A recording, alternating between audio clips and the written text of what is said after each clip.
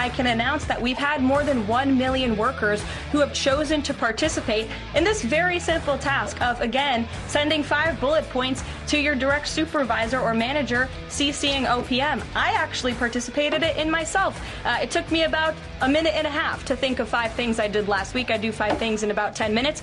Caroline Leavitt, White House press secretary, yesterday. Wonderful. The news media being left-wing radicals, corrupt nicks, Democrat Party shills. Oh, no! Government employees have to take a minute and a half and note 5 things they've done. Too upsetting, too upsetting. And I love the story from WUSA Channel 9, the CBS television affiliate in Washington, D.C. Tesla owners face heightened tensions, threats in current D.C. climate. It's climate change. Sure, there you go. J.D. Taylor said he tries to keep politics out of being a Tesla tech fan, but his club members are reporting fear. Fear. He's got a Tesla club.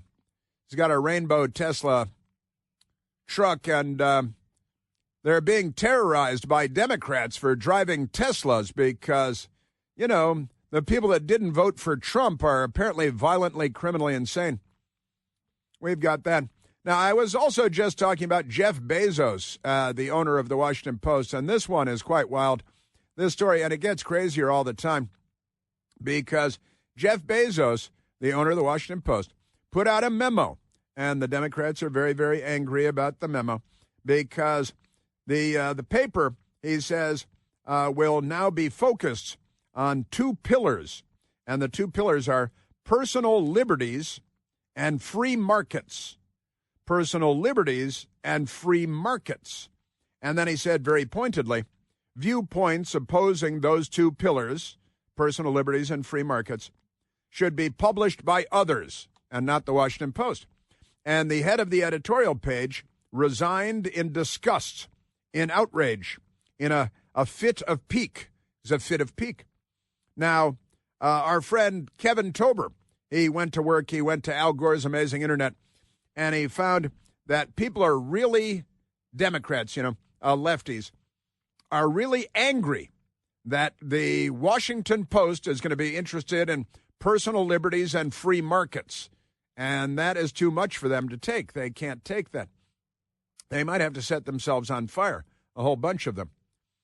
I hope Jake Tapper doesn't set himself on fire, just because, like all those people. But here it is, the people online angrily lashing out at Jeff Bezos because personal liberties and free markets are not their bag, baby. Boy, not their bag. But at least they're putting bulletproof shields in the city buses in Philadelphia because Democrats have made everything so dangerous. Completely crazy. Now, here they are from Kevin Tober, finding comments that the lashing out at Jeff Bezos at the Washington Post. I'm sick of late-stage capitalism and the capitalists driving it, doing everything in their power to consolidate, hoard, and lie to the people. Quote, free market, end quote. Who the beep is it free for? The free market, well, for you. The idea is that it's free for everybody, free markets and personal liberties. They're against personal. They're lashing out because they heard that one owner of one newspaper said that their emphasis should be on personal liberties and free markets, capitalism. And here the first Democrat, I'm sick of late stage capitalism. They believe that capitalism is dying, and they're here to choke the life out of it because they're very, very unwell. And Democrats all over the place. I've been trying so hard not to cancel my Post subscription and support my local paper. Canceled Amazon Prime instead. That doesn't make any sense, does it? But this might be the last straw for me. Sure. Yeah. This is why I canceled my subscription, angry Democrats. It's beyond me. Listen to this. More threats of violence from the Democrats. RRPW6 on Twitter. It's beyond me how people haven't taken to the streets yet to shut beep down. How much more of a dictatorship propped up by oligarchs does it need to become before we do something? And we've had Democrats, members of Congress lately, using very threatening and menacing language as well. Yeah, Kristen Hartke writes, it's really awful being a journalist these days. So many people at these outlets no longer feel pride in where they work. Yet they also feel like they need to keep reporting. Oh, no. Watching news outlets kiss the ring. Where is the actual news and reporting? Well, you can listen to my radio show and watch my TV show on Newsmax. You could watch Newsmax all day long. And then you can fact check everything. And you'll find that everything I tell you is true. And everything that the left tells you is not. Man, oh man, these people, they're crazy. Money hoarders at the expense of the greater good. Do I need to run for this role as well? The editorial board editor at the Washington Post, as well as Kennedy Center board chair. The Kennedy Center, President Trump put normal people in there, not left-wing radical dictators. Rich people losing their minds for being found out for what they are. No, not really. So it's not a newspaper anymore. It's a special interest blog. No, that's what it's always been. Glad I deleted the app a month ago. I'm so glad I canceled my subscription. I won't be going back now for sure. Sure. If you haven't already canceled your subscription, I hope you will now. This is because personal liberty and free markets. He said personal liberty and free markets. Isn't that amazing? Just remarkable people. And Tausif Sanzum on Twitter. I once used to believe that we got unbiased news from the Washington Post and the New York Times. Well, that's where you went wrong right there, you silly fool. Both have failed in the last few years. No, that's not what happened. And it keeps getting worse. As a former journalist, this person writes, I am truly nervous about the information these papers will give or not give and how it will shape the minds of their readers. Sure. Well, democracy died in darkness. Very cool. That's their slogan is allegedly democracy dies in darkness. And this is the Democrat Party. Why? Because he said personal liberties and free markets. Personal liberties and free. They don't believe in diversity of opinion. That's for sure. Two pillars, personal liberties and free markets, and the Democrats are going bat guano crazy. You have made me very angry. Very angry indeed. Very angry indeed. Because the Democrats are not for personal liberties and they're not for free markets. Late-stage capitalism, choking to death on the Democrats. Amazing stuff. Now it is time for the mailbag. Time for the mailbag. And I still have so many stories to get to. The mailbag. Now, this is great. This is a lot of fun. From Mancow. This is from Mancow. Question from Mancow. And in parentheses, it says, yes, the Mancow. The one and only Mancow. The great radio show host and longtime disc jockey and Fanny's a friend, a great friend of mine from Chicago, and a great guy. And we keep in touch regularly. He's a lot of fun. And mailbag question, first one from Mancow today. He was on WLS. We were on WLS in Chicago together for a long time. And Mancow asks for today's first mailbag question, Chris, why do some people feel sorry for the IRS agents being fired? I don't get it. It's been a yearly hassle. It cost me vacations and dreams.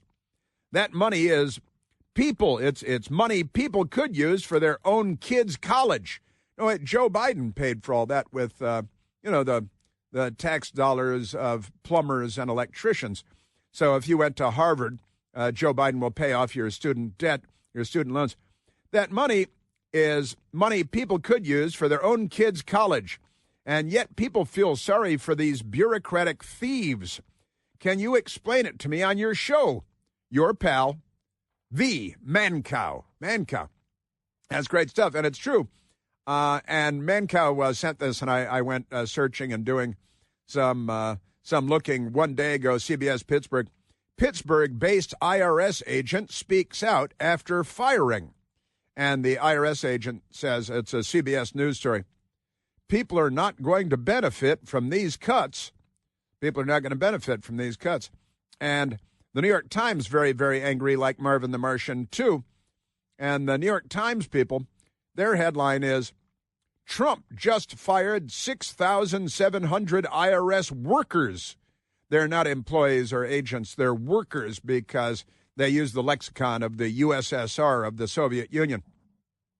In the middle of tax season, so the New York Times, Trump just fired 6,700 IRS workers in the middle of tax season, and they're very angry. That's a huge mistake. That's the headline. That's a huge mistake. Because, now, wait a minute. Didn't the Biden administration just add thousands and thousands of IRS employees? And it's kind of remarkable. Here's the headline from the U.S. Department of Treasury, September 6th of 2024, shortly before the presidential election last year, from the Department of Treasury. U.S. Department of Treasury, IRS, announced $1.3 billion recovered from high-income, high-wealth individuals under Biden-Harris Inflation Reduction Act initiatives. What does that have to do with inflation reduction? Has nothing to do. They say they targeted 21,000 wealthy taxpayers who had not yet filed their taxes, and they recovered $172 million. $172 million. And then they inflated it to $1.3 billion.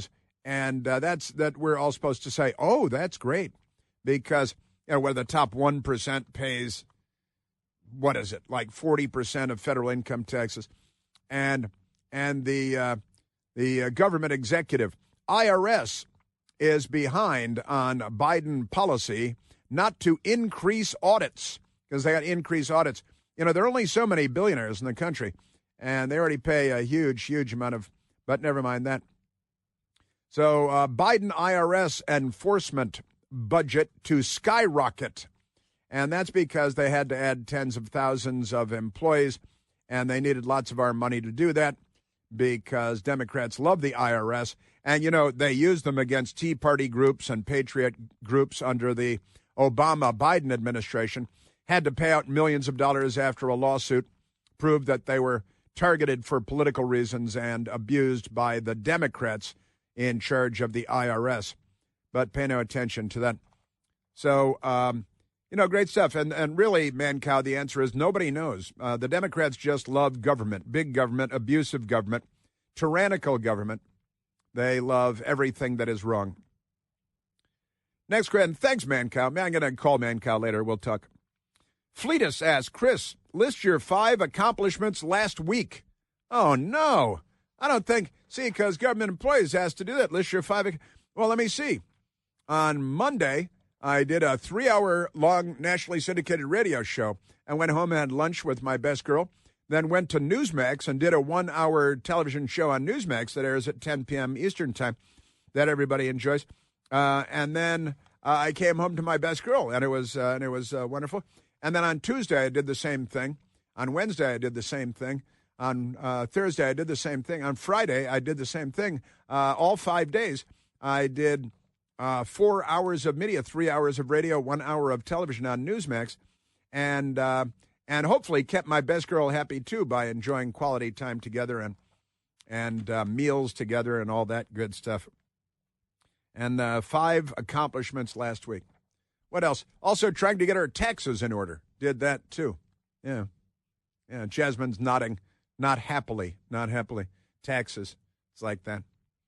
I have more mailbag questions coming up as well. You know that this country was built on hard work. Every school child can tell you that. Whether you're standing long hours, moving around, running errands, chasing the kids, just doing your part to keep the world turning on schedule, you shouldn't have to deal with fatigue and foot pain and knee and ankle pain. And that's where G-Defy shoes come in. Built with patented VersaShock technology, the Federal Trade Commission has authorized G-Defy to tell you that these shoes will help to relieve minor occasional pain associated with walking, running, prolonged standing, as so many of us are involved in. G-Defy shoes help absorb harmful shock, align your body, improve your biomechanics, and return energy with every step you take. You know, my best girl and I, we've each got G-Defy shoes. I've told you about hiking around the city. Your arches feel better after your hike than they felt before your hike. And right now, you get 50% off your order on $120 or more right now because you hang with me. And all you have to do is text Chris, C-H-R-I-S, to 91888. Or you can go to Al Gore's Amazing Internet to gdefy.com and again use the code Chris to get your 50% off. And the code Chris at 91888.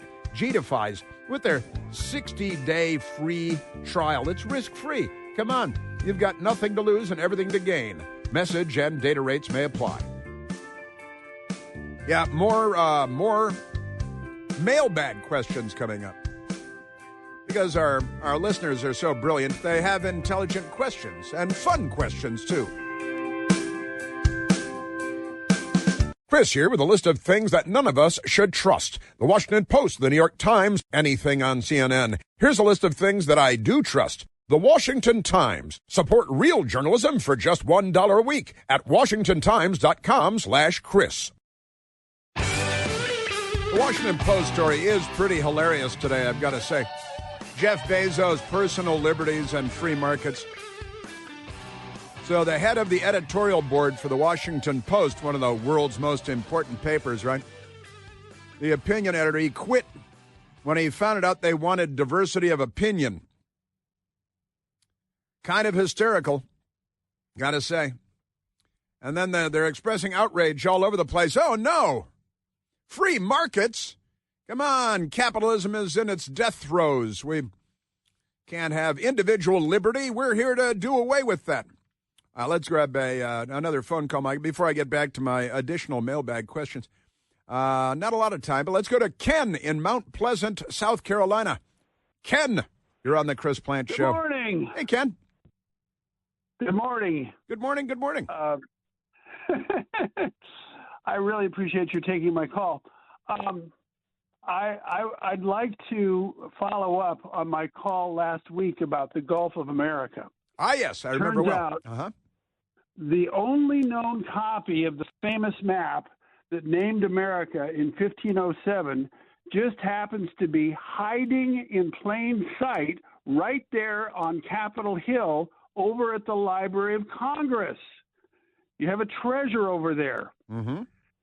And while we're enjoying the pleasure of a Republican House and Senate, we should borrow that map from the library and set up an exhibit in the huge underground entrance to the Capitol to explain the proper name for the Gulf of America. And the 1507 map calls it the Gulf of America? No, the 1507, oh no. It calls America. It gives the name. Oh, I see. I gotcha.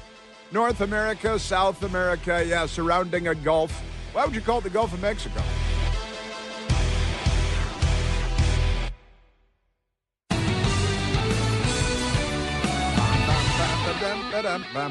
President Trump holding a cabinet meeting at the White House today. CNN is very angry that Elon Musk will attend. And the lower third graphic, they call it, at the bottom of the screen on CNN, they're very angry. Musk to attend cabinet meeting, even though he's not a member. Is it me, or do I recall not a Dr. Jill Biden presiding over the cabinet meeting just a few months ago at the White House when Joe Biden was still pretending to be the president of the United States? And CNN wasn't angry about that. They're like, oh, rubbed their creepy little claws together. Oh, Dr. Jill is presiding over the cabinet meeting. Was she a cabinet member? Was she an elected official? Did she have anything to say about anything? I do love the Washington Post story is gigantic. Jeff Bezos, they were going to emphasize personal liberties and free markets, and one of the most senior people at the paper resigns, stamping his feet. He had to go home and tell his husband, honey, I quit. Why? Why'd you quit? 'Cause the owner of the paper says we're going to have personal liberty and free markets. Part of our, and that's it. That's it. He had to quit. Truly outraged. Amazing. Also, Pam Bondi, the Attorney General of the United States, is telling states that we had Maine last week. You know, the governor of Maine was at the White House for the Governors Association meeting, and President Trump called her out, left-wing Democrat who doesn't know what gender is. And they had a young man win the pole vaulting competition in the state of Maine. Over all the women, he competed as a woman when he's a man. Last year, he competed in pole vaulting as a young man.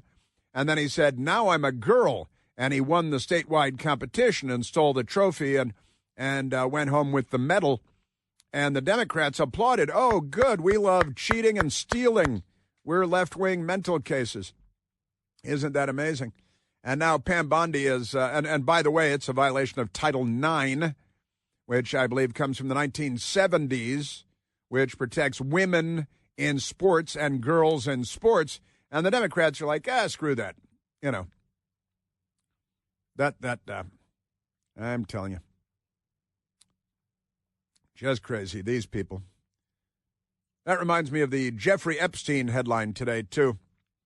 There's a photograph of a big government warehouse, like at the end of Raiders of the Lost Ark, a giant government warehouse. And hanging in this aisle between two long shelves is a wooden box with a noose. It's hanging by a noose. And it says, Epstein list. You know, the Trump administration said they're going to release the Jeffrey Epstein list of his clients, friends, whatever term we might use. Epstein list hangs itself moments before release. Moments before release. It's the Babylon Bee. It's the good people at the Babylon Bee where they still have a sense of humor. That's nice. Epstein list hangs itself moments before release, just like Jeffrey Epstein. Come on, release the Epstein files. Release them. And release the CIA documents on the Kennedy assassination, the John F. Kennedy assassination. Why have they not been released? And release the FBI and CIA files on the Robert F. Kennedy assassination, which they still haven't done. You guys work for us. You're all fired. All right, we fired you on Election Day. All you deep state bureaucrats, you permanent bureaucrats, you're fired. Release, release, release. Now, somebody's making fun of Pam Bondi here.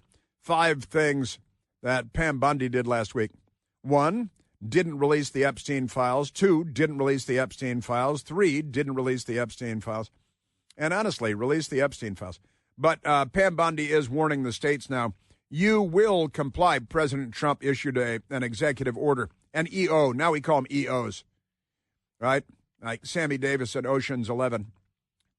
EO 11. But President Trump executive order saying boys and men will not compete against girls and women in sports. And you will respect Title IX protections of women and girls. And now Pam Bondi, because of this Democrat governor in Maine, Pam Bondi has had to come out and say, listen, it's actually the law, Title IX and executive order.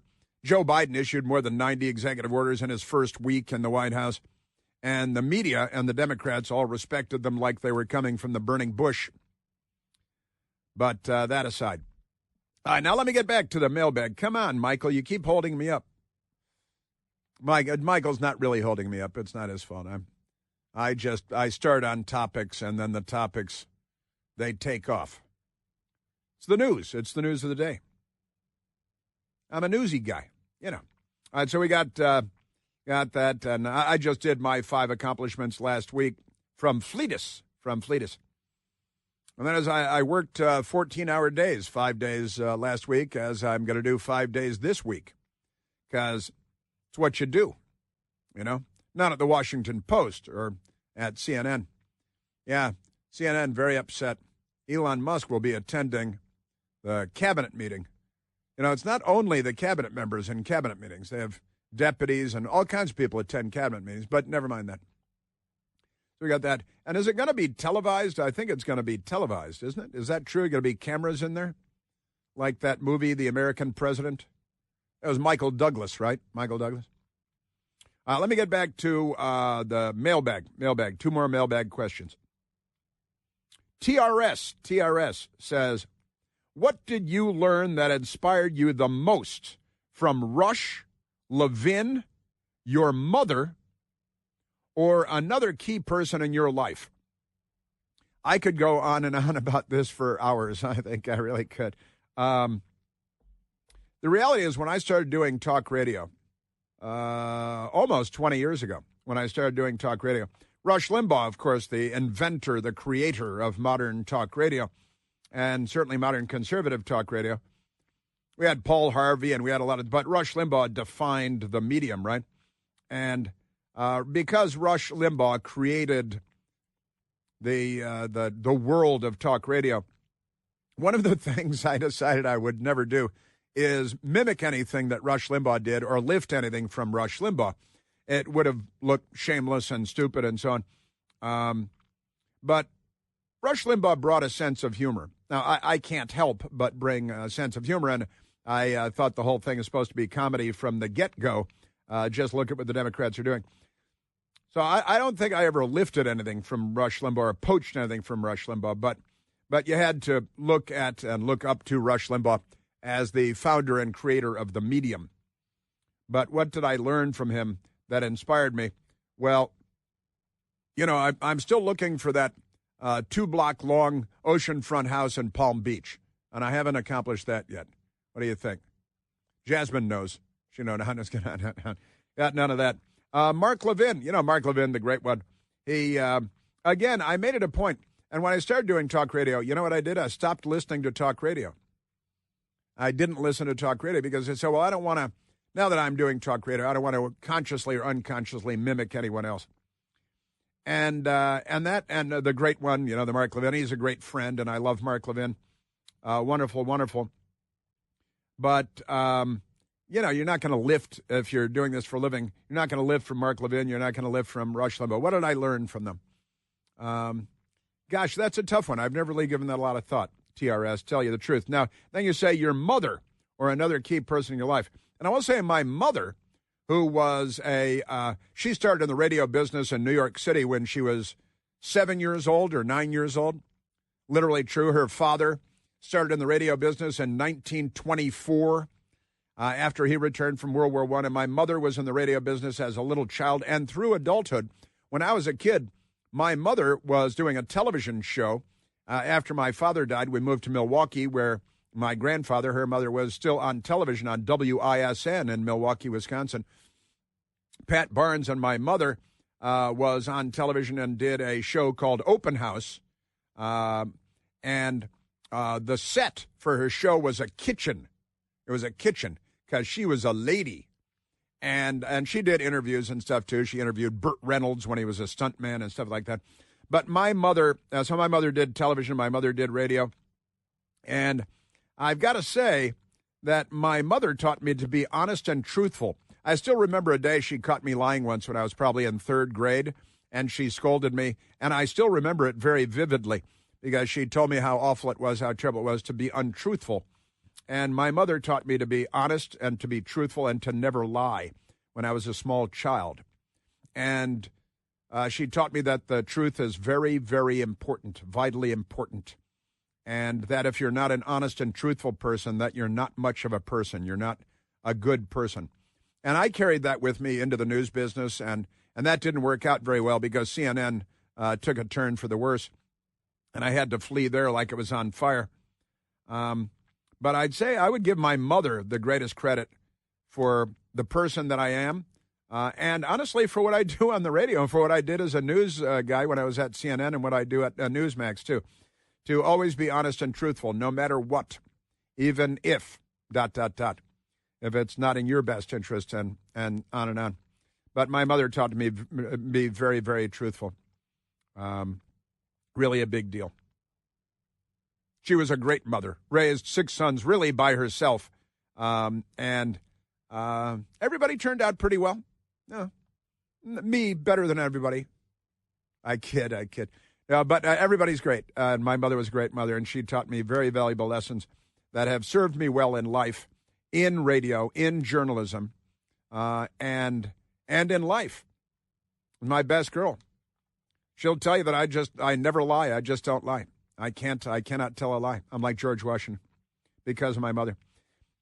And thank you for that, TRS. And then Seamus asks, when President Zelensky comes to Capitol Hill, he's supposed to be coming to the White House, too.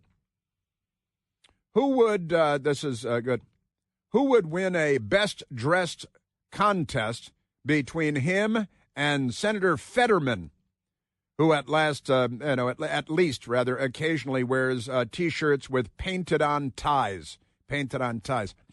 I've got to say, I think we'd have to give Fetterman the award.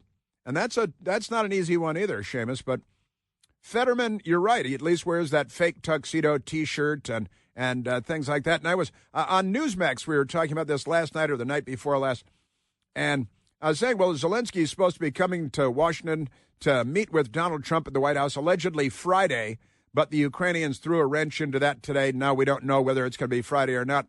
He likes to monkey wrench everything, Zelensky does. And he sucked up to the Democrats way too much, going on Democrat campaign events last year and things. But I think that Fetterman would have to win the best-dressed contest if his only competition is Volodymyr Zelensky. And honestly, we've given $177 billion to Ukraine. Somebody buy him a tie. Buy him a shirt with a collar. Buy him a jacket with a lapel. Buy him men's clothing. He's the next major event in his life is the expiration of his life. He's the president of Ukraine.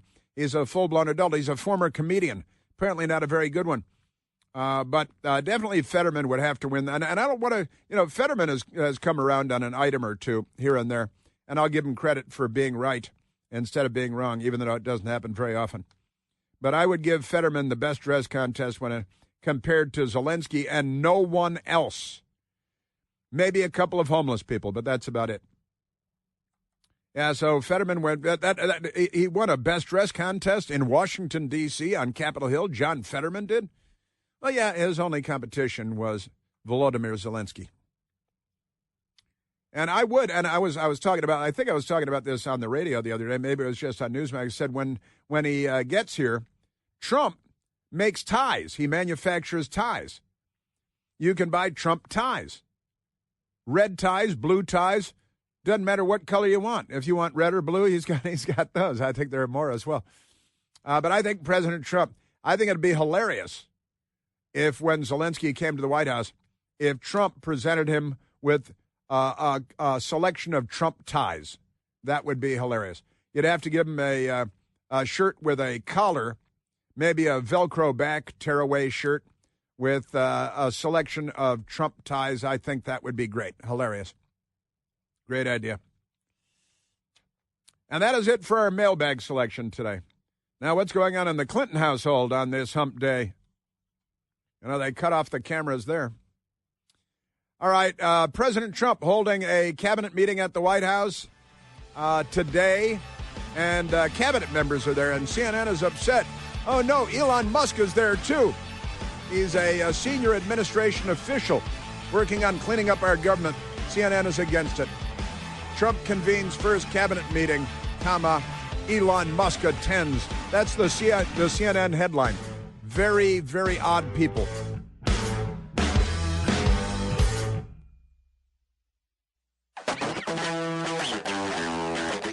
Hi, President Trump at the White House hosting a cabinet meeting.